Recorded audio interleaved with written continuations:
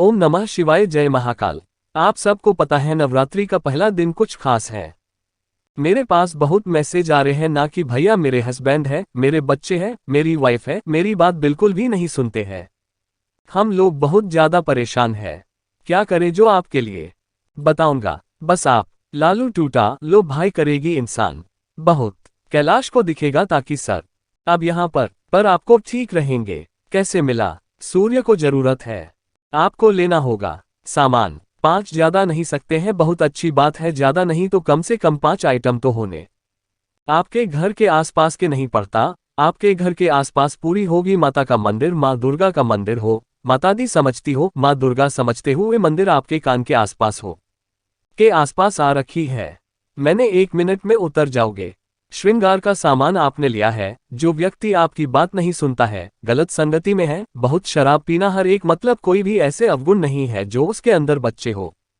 सब कुछ है ना, तो उसका नाम और गोत्र बोल करके माता के चरणों में श्रृंगार वाला सामान समर्थन करना है ना हाथ जोड़ना, गिनती करना। माता हम लोग बहुत परेशान है, इंसान है, बहुत गुस्सा करता है, क्रोध करता है, गलत संगति में है, आप इसे ठीक करते हैं। अपने कोटिन जैसी प्रार्थना, गर्मी को प्रार्थना करना, फूल वगैरह चढ़ाना हो, वो भी चला देना के बाद कुछ लोग एक गलती करते हैं।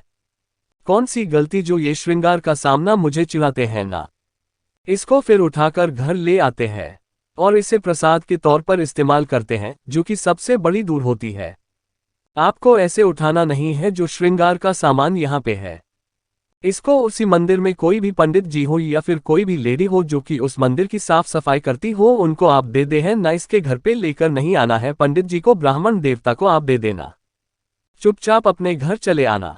इस उपाय को पूरी नवरात्रि में 9 दिनों में से किसी भी एक दिन, जब कभी भी आपको टाइम मिले, इच्छा करे तब कर सकते हैं। समय की कोई पाबंदी नहीं। सुबह करना हो सुबह कर लो, शाम को करना हो शाम को, ठीक समझ में ही बात करी ना? तो इस उपाय को करेंगे, माता रानी आपकी दीदी सारी मनोकामनाओं को पूरा। तो पहली चीज आपको समझ में आ गई होगी। अब इसी वीडियो में हम लोग बात करते हैं। अब यह उपाय भी किन के लिए है देखो। जैसे अगर आपके घर में ना बहुत ज्यादा क्रोध करने वाला कोई इंसान है, ना जैसे कि आप कुछ भी कह दिया उसका गलत मतलब निकालना, हर छोटी बातों को लेकर चिल्लाना, मारना पीटना, गलत संगति को मर जाता है घर के उसी की वजह से। तथा यहाँ पर आपको इस चुनरी दिख रही होगी, तो यहाँ पर आपके पास 2 ऑप्शन है। पहले आपको यहाँ पे एक चीज को लेना है, 2 ऑप्शन आपके पास में है। पहला तो अगर आपको चुनरी मिल जाती है तो चुनरी लेना, 510 रुपये मार्केट में मिलेगी, नहीं मिलती है मतलब मिलेंगे ही, लेकिन कोशिश करेंगे कि आपको झंडा देना होगा, है ना। एक छोटा सा झंडा इस तरीके से जिसमें जय माता दी या फिर माता की फोटो बनी होती है, वो वाला झंडा देना, ठीक है। झंडे के साथ हमें लेना होगा इस तरीके से मक्खन, मार्केट में ईजिली अवेलेबल है, कोई सा भी आप ले लेना है ना। मक्खन ले लिया, आप क्या करोगे, इस मक्खन का जो आपने झंडा लिया है ना, इस झंडे के चारों तरफ, पूरे झंडे पे नहीं लगाना है। पेट में कलर चेंज कर लू, अंडे के चारों तरफ उस तरीके से लगाना हो जहां मैं ब्लू कलर से बच्ची, झंडे पे अच्छे तरीके से चारों तरफ लगा देना। मक्खन को लगाएंगे, साथ ही साथ उस व्यक्ति का नाम और गोत्र भी बोलेंगे जो बहुत गुस्सा करता है, क्रोध करता है, जिसकी वजह से आपका पूरा घर बहुत परेशान है, उसका नाम और गोत्र बोलेंगे। ये उपाय उनके लिए भी हो सकता है, इस हाथ से फ्रेंड और वाइफ यानी कि पत्नी और पट्टी में अच्छे संबंध के लिए भी। उपाय को आपका DOD सारे मक्खन लगाना, और उसमें कब लेगा ना, जो कभी माता का मंदिर हो, चाहे जगदम्बा माँ का मंदिर हो, माँ दुर्गा का मंदिर हो, माँ काली का मंदिर हो, किसी भी मंदिर में जाएंगे जिसमें माता की फोटो, मूर्ति, प्रतिमा लगी हो, वहां पे जाना। और मंदिर में कहीं पर भी, कोई जरूरी नहीं कि यहाँ ऊपर ही आपको लगाना है, नहीं, पूरे मंदिर में कहीं पर भी आपको झंडे को लगवा देना है या फिर खुद लगाओ। जो भी व्यक्ति पूरी नवरात्रि में किसी भी एक दिन मक्खन लगा करके एक झंडा माता के मंदिर में लगा देता है, हस्बैंड वाइफ के बीच में तो प्रेम बढ़ता ही बढ़ता है। साथ ही साथ कभी भी आपके घर में किसी भी प्रकार की कोई नेगेटिव तथा भी नहीं आती है, नहीं, आपके घर से कोई लड़ाई झगड़े का माहौल उत्पन्न करके जरूर देखेगा।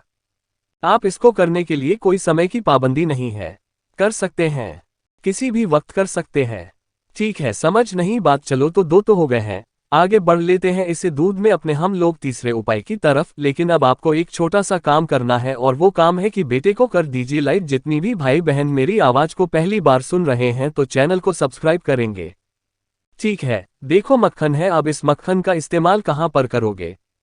ये आपके अगर हस्बैंड और वाइफ के बीच में बहुत ज़्यादा मिसअंडरस्टैंडिंग होती है, हमेशा हर बात को लेकर लड़ना झगड़ना, या फिर घर में आपके हमेशा आसान नहीं बची रहती है, तो भी इस छोटे से उपाय को आप कर लेना है ना। नवरात्रि स्टार्ट हो गई है पूरी और रात्रि में किसी भी एक दिन इस उपाय को आप कर सकते हैं। सुबह, दोपहर, शाम को कभी भी आप कर सकते हैं, ठीक है।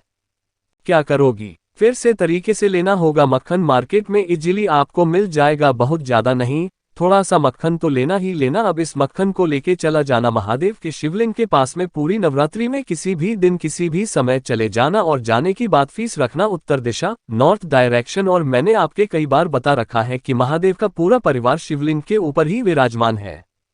तो जो माता पार्वती, माँ जगत जननी जगदम्बा का स्थान है शिवलिंग पे, वो कौन सा होता है जिसको हम लोग बोलते हैं कटिभाग है, जिससे इस जगह में ग्रीन कलर से पेंट कर रहा हूँ। देखो इसी जगह पे आप उस मक्खन को लेपन करना होगा अपनी, जिससे हम लोग नहीं लगाते उसी से। अब यहाँ पे मैं तो गोल गोल दिखा नहीं सकता हूँ आपको, सिर्फ एक ही साइड दिखा सकता हूँ। तो क्या करना है, पूरे जो जलाधारी है उसके पूरे गोल गोल आप 2 लगाने वाले हैं। जो भी नवरात्रि में किसी भी एक दिन या फिर पूरे नवरात्रि माता के हस्तकमल पर मक्खन का लेपन करता है, उनके बीच में हमेशा प्रेम बना रहता है, घर से कभी लड़ाई झगड़े नहीं होते और हमेशा घर में शांति होगी। और किस कामना सुस्त उपाय को करोगी वो कामना भी आती पूरी जरूरत है। मक्खन को चढ़ाने के बाद उसके बाद आपकी इच्छा हो तो आप जल वगैरह समर्पित कर सकते हैं। जो भी महादेव की पूजन अर्चना करनी हो वो भी आप कर सकते हैं। न फिर से बता रहा हूं, नवरात्र के किसी भी दिन किसी भी वक्त इस उपाय को कर सकते हैं। करके देखिएगा, आपके घर में हमेशा प्रेम बना रहेगा। 3 तो हो गए हैं, एक और सबसे लास्ट उपाय की बात करते हैं। संपदा के लिए इसी नवरात्रि में आप सबको जरूर करनी होंगी, लेकिन एक आपको छोटी सी बात और बता दूं कि अगर मेरे जीतने भाई बहन इस विंडो को देख रहा है, जरूर समझते हैं इस उपाय को। उसके ऊपर आपको बेलपत्र दिखा रहा है, दिख रहा है ना? मैंने आपको अभी बताया कि ये उपाय है धन संपदा के लिए, यानी लक्ष्मी प्राप्ति के लिए। बहुत परेशान और धन है ही नहीं, घर में आते हैं तुरंत खर्च होते हैं, कर्ज बढ़ते जा रहे हैं तो आपको देने होंगे। इस तरीके से 7 कितने गिनकर के 7 बेलपत्र लेना। 7 बेल पर सुंदर होनी चाहिए, प्यारे होनी थी उनके साथ की 7 बेलपत्र को लेके चले जाना किसी भी माँ जगत जननी दुर्गम्बा के मंदिर में। इस उपाय को आप अपने घर पे नहीं कह सकते, लेकिन करोगे कपड़े शाम के टाइम पे, सुबह के टाइम पे भी नहीं करना है। शाम के टाइम में माता के मंदिर में जाना और माता के चरणों में आप एक एक बेलपत्र समर्पित करनी होगी। अब बेलपत्र का यह एक नियम है, एक मंत्र बोलना होगा। वह मंत्र कौन सा है? श्री मदन मोहन। फिर से बोल रहा हूं, श्री नमक 1 बेलपत्र चढ़ाएं, ओम श्री दूसरी बेल पर चढ़ाया, तीसरी बेल पर चढ़ाया, ओम श्री नमः। उस तरीके से बेलपत्र चढ़ाते जाएंगे, मंत्र का उच्चारण करते जाएंगे। जो भी व्यक्ति पूरी नवरात्रि एक नियम के साथ 7 बेलपत्र को माता के चरणों में समर्पित कर देता है, उनके घर से कभी भी धन संपदा भी नहीं होती, हमेशा माता लक्ष्मी का वास उनके घर में बना रहता है।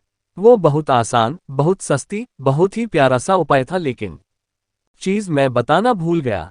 जो ये आपके पास वो बेल पर रहना, कुमकुम की एक बिंदी आपको इस बड़े पत्ते से जरूर लगानी होगी, ठीक है। उसके बाद में जाकर किचन खाना मंत्र फिर से बोल रहा हूँ, श्री कुमकुम लगाना 7 के 7 ढोल पत्ते उन्होंने श्रीमन माँ का स्मरण करके चला दे, ठीक है। समझ में आई बात मेरी दुबई? मैंने तो कोशिश की पूरी बेटियों में आप सभी को 4 उपाय बताए हैं, जो उपाय आपको सबके अटक से प्यारा लगता हो, आसान लगता, रूई सभी उपाय कर सकते हैं। मनोहर सारे पर लोग मन हो कोई एक तो कर सकते हैं।